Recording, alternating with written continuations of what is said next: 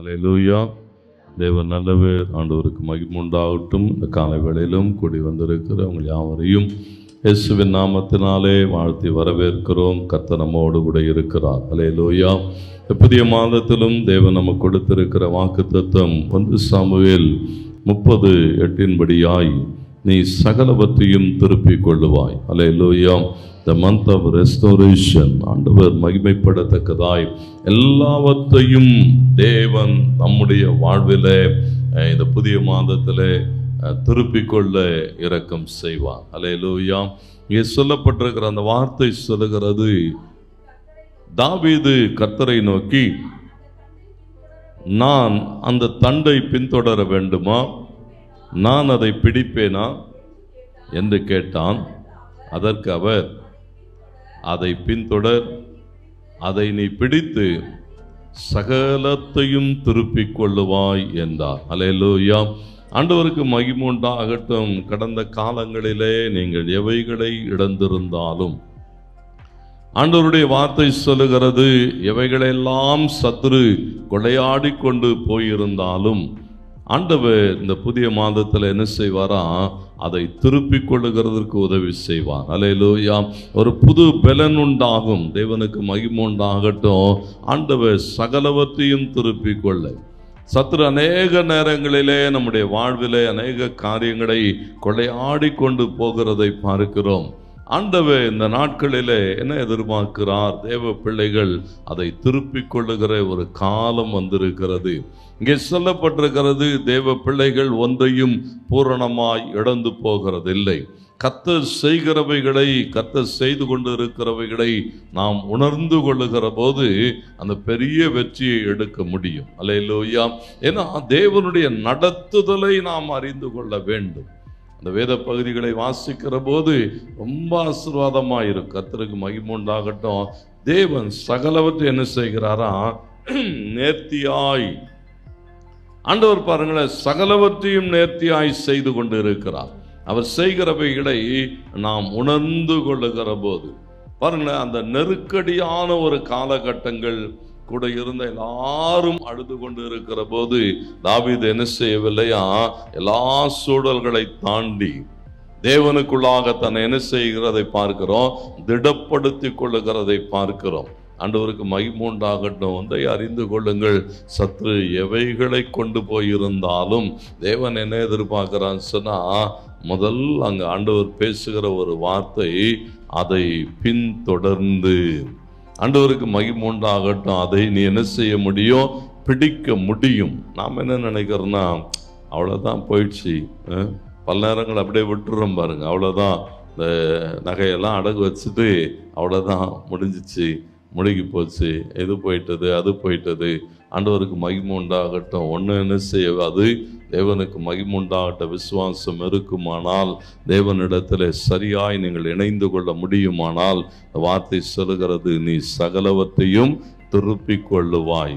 எதை சத்ரு கொண்டு போயிருந்தாலும் அவன் பிடிபடுகிற நாள் வந்திருக்கிறது. பாருங்க, என்னோடு கூட நீதிமொழிகள் 6:31 வாசிக்கிற போது அங்கே போடப்பட்டிருக்கிறது, சத்ரு பிடிக்கப்படுகிற காலம் வருகிறது.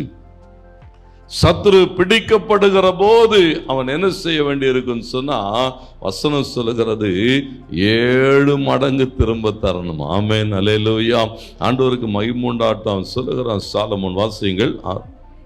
அவன் கண்டுபிடிக்கப்பட்டால் 7 மடங்கு. பாருங்களேன், சத்ரு கொள்ளையாடி கொண்டு போகிற சூழல்களிலே அவன் பிடிக்கப்படுகிற போது ஆண்டவர் சொன்னா தாவீதை பார்த்து, நீ அவனை பின்தொடர்ந்து போ, நீ அவனை என்ன செய்வாய், பிடிப்பாய் என்று சொல்லுகிறார். அவன் பிடிக்கப்படுகிற போது அவன் கொள்ளையாடி கொண்டு போனது போல 7 மடங்கு திரும்ப தர வேண்டும். ஆமென். அல்லேலூயா.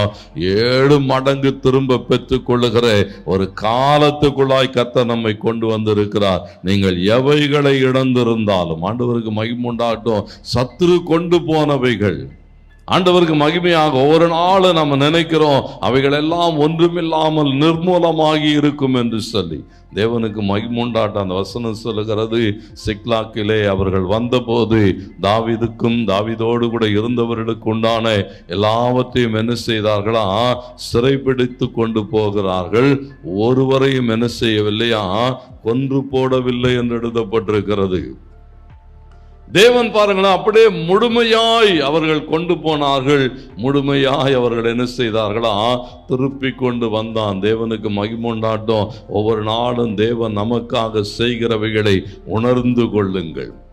ஆண்டவருக்கு மகிமுண்டாட்டம். யோவேல் சொல்லுகிற போது 2:25 ஆண்டவர் சொல்லுகிறார், அவருடைய பலத்த சேனை. பல நேரங்களில் நம்முடைய தப்பிதங்கள், தவறான தீர்மானங்கள் என்ன செய்கிறதுன்னு சொன்னால் பலவற்றை இழந்து போகிறதற்கு காரணமாக இருக்கிறது. ஆனால் இங்கே ஆண்டவர் சொல்லுகிற போது சொல்லுகிறார், பச்சை கிளிகளும் பச்சை புழுக்களும் வெட்டுக்கிளிகளும் பட்சித்த வருஷங்களின் விளைவை திரும்ப தருவேன். ஆமென், அல்லேலூயா.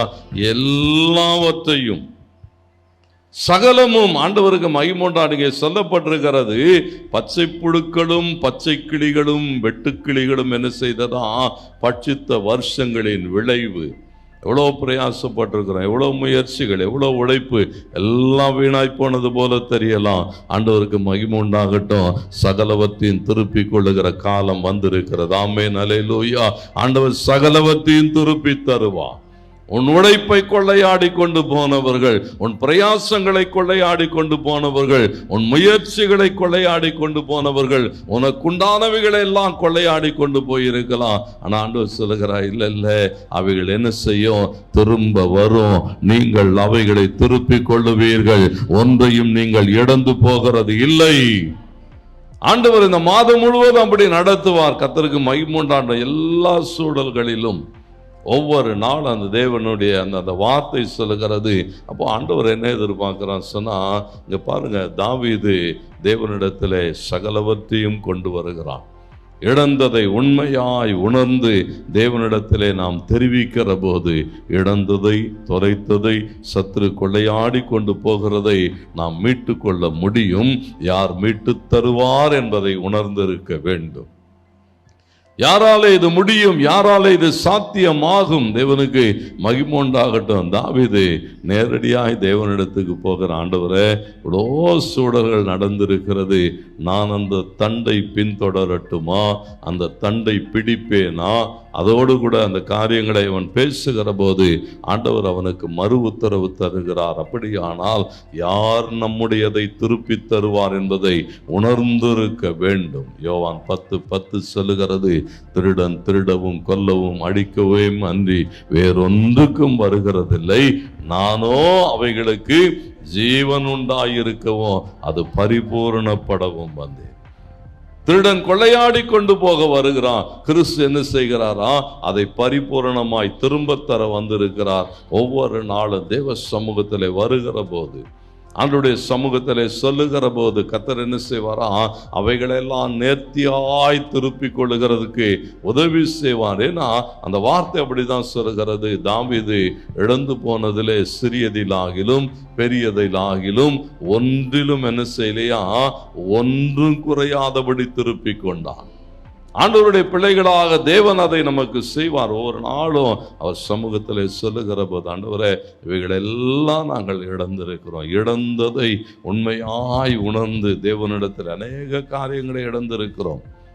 அழைப்பை, அபிஷேகத்தை, தரிசனத்தை, ஆண்டவருக்கு மகிமை உண்டாகட்டும். பாருங்க, அநேக காரியங்களை ஆண்டவர் இன்றைக்கு என்ன எதிர்பார்க்கிறான் சொன்னா, எல்லாவற்றையும் திருப்பி கொள்ளுகிறதுக்கு. சத்துரு சொல்லுவான், இல்லை இல்லை இது முடியாது, ஏன்னா இது வாய்ப்பு இல்லை, இது சாத்தியம் இல்லை என்று சொல்லுகிற போது சத்துருவுக்கு இடம் கொடாதிருங்கள். அவன் அப்படித்தான் சொல்லுவான், இது முடியாது, ஏன்னா காலம் கடந்து போய்விட்டது. மிகா 7:8 வசனங்களே நீங்க வாசிக்கிற போது சொல்லுகிறான், நானோ என்றால் கர்த்தரை நோக்கி கொண்டு என் ரட்சிப்பின் தேவனுக்கு காத்திருப்பேன், என் தேவன் என்னை கேட்டருளுவான். எந்த சூழலிலும் வாய்ப்பே இல்லைன்னு உலகம் சொல்லலாம். ஆண்டவர் சொல்ல இல்ல, இன்னும் காலம் இருக்கிறது, இன்னும் நேரம் இருக்கிறது, இன்னும் வாய்ப்பு இருக்கிறது. தேவ சமூகத்தை தட்டுகிறதுக்கான நேரம் இது.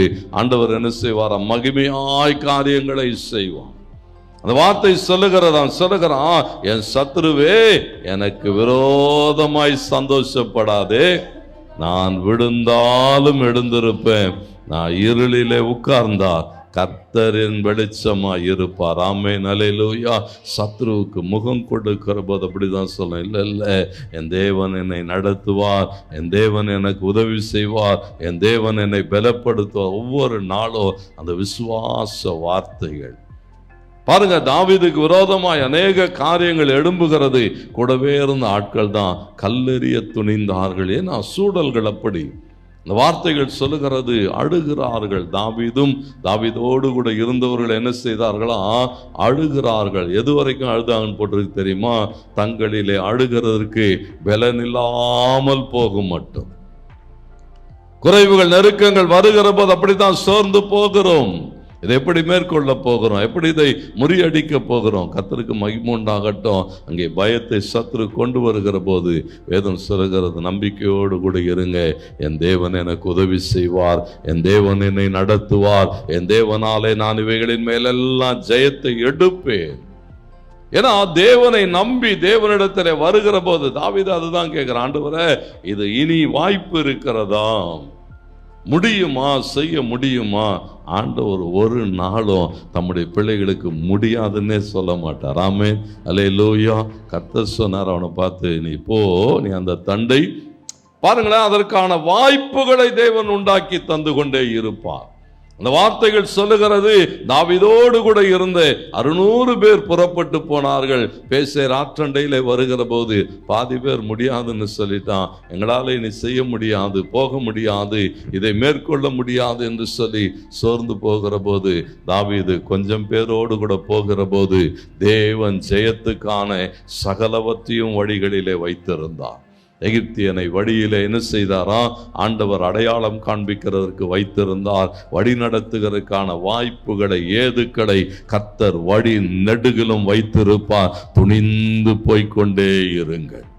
மீட்டுக் கொள்ளுகிறதுக்கான பயணத்துல எப்படி போய் மீட்டுக் கொள்ளுவேன்? தாவீது சொல்லுகிற, ஆண்டவரே எந்த பக்கம் போனான்னு தெரியாது, எங்கே இருக்கிறான்னு தெரியாது, ஒன்றும் தெரியாது, புறப்பட்டு போகிறான். கூட வந்தவர்கள் எல்லாம் அப்படியே ஒண்ணும் முடியாது, இனி நடக்காது என்று சொல்லி அப்படியே தயங்கி பின்வாங்கின போது ஆண்டவருக்கு மகிமை உண்டாட்டம். தாவீது மாத்திரம் அவனோடு கூட வருகிறவர்களை இழுத்து கொண்டு அவன் கடந்து போகிறான். என் வேதம் சொல்லுகிறது, தேவன் அவனுக்கு உதவி செய்யும்படி வழியில் ஆட்களை ஆயத்தம் பண்ணி வைத்திருந்தார். கர்த்தர் உங்களுக்கு ஆயத்தம் பண்ணி வைத்திருப்பார். போய் சுதந்தரித்துக் கொள்ளுங்கள். திருப்பிக் கொண்டு வருவதற்கான சகலவற்றையும் தேவன் செய்வார்.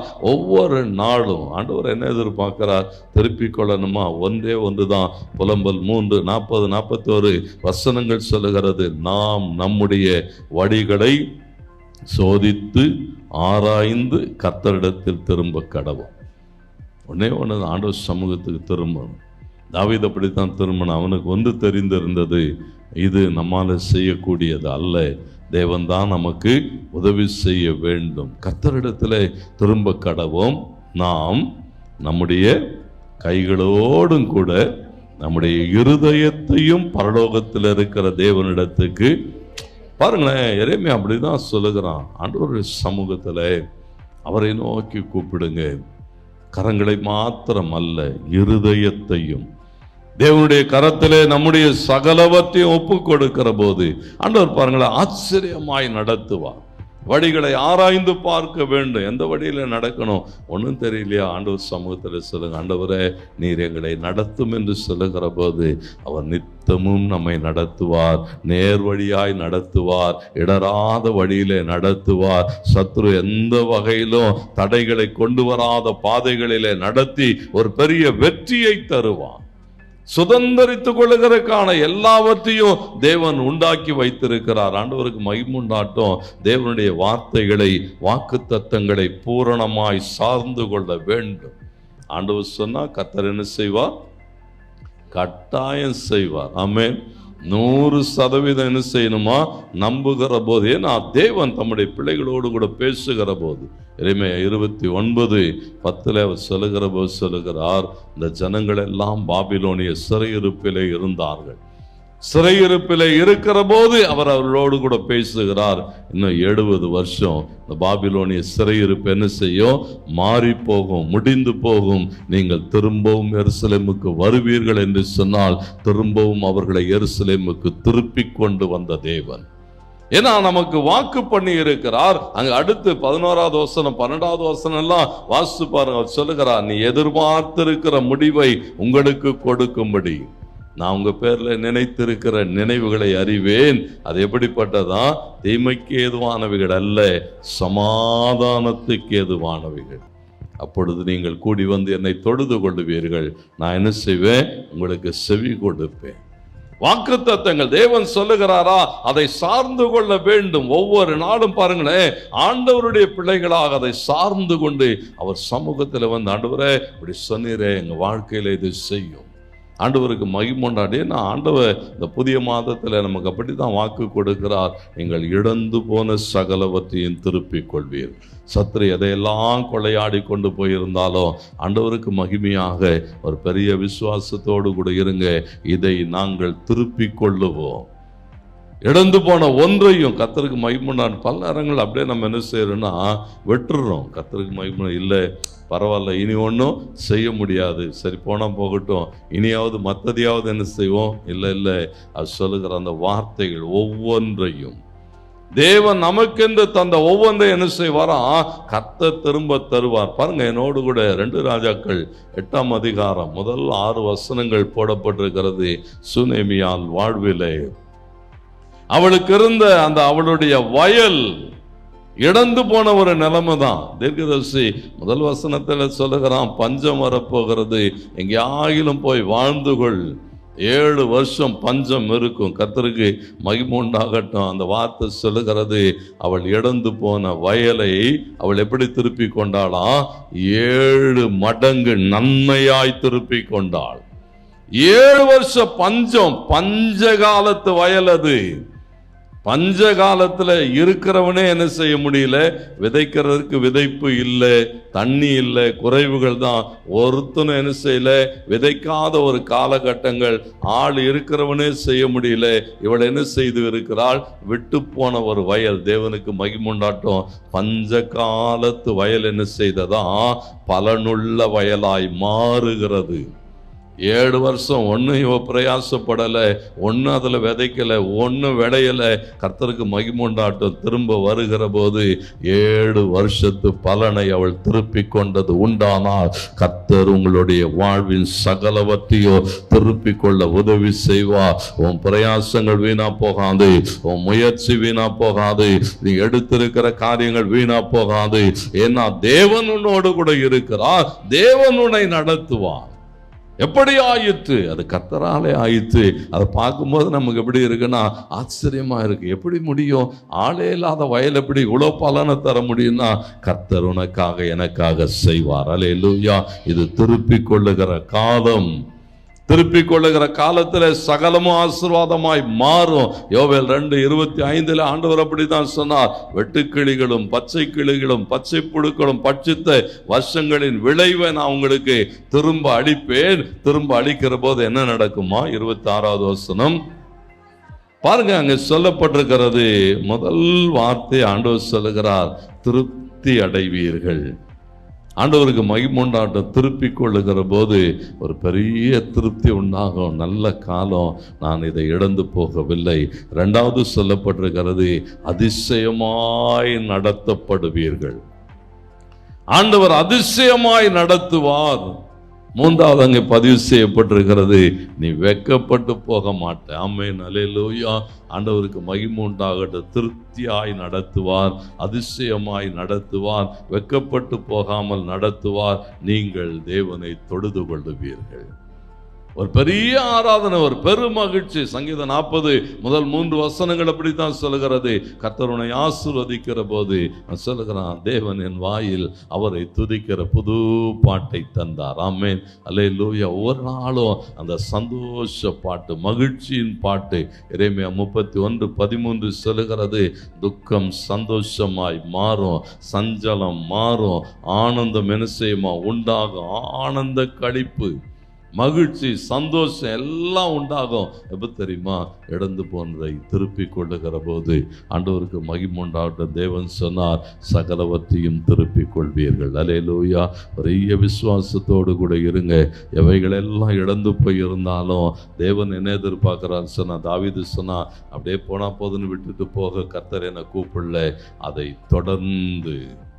ஆண்டவர் அதை தான் சொல்றாரு, விடாத, சத்துரு கொண்டு போக விடாத. எப்படி கொண்டு போயிட முடியும்? தேவ சமூகத்தில் நில். ஆண்டவரே, இதை நீங்கள் எனக்கென்று தந்தீர், இதை சத்துரு கொண்டு போக விடவே மாட்டேன். ஆண்டவருக்கு மகிமை உண்டாட்டம். திறப்பில் நிற்கிற போது, தேவ சமூகத்தில் நிற்கிற போது ஆண்டவர் நமக்காக என்ன செய்வாராம்? மனதுருகி சகலவற்றையும் நன்மையாய் மாற்றுவார்.